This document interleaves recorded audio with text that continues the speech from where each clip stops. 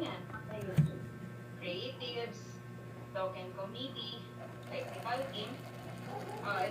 Yung invitation committee, sila yung mag-aano, ano doon?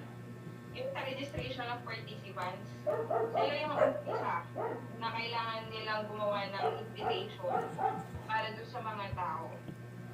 Pwede din tayo mag-upload na sa Facebook ng, kasi tatanungin ko muna si Ma'am Diana kung pwede mag-upload doon.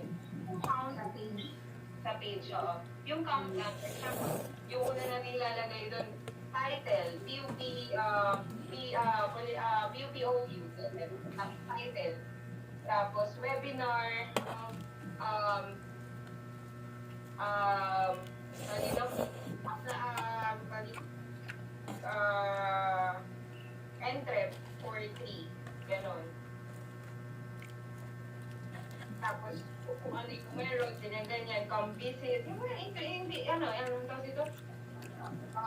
invitation, gano'n. Yun yung mga task na kailangan nilang gawin. Ilalagay ko muna dito para mapagpipilian nila kung ano yung gusto nilang mag-task bago tayo magpa-poll.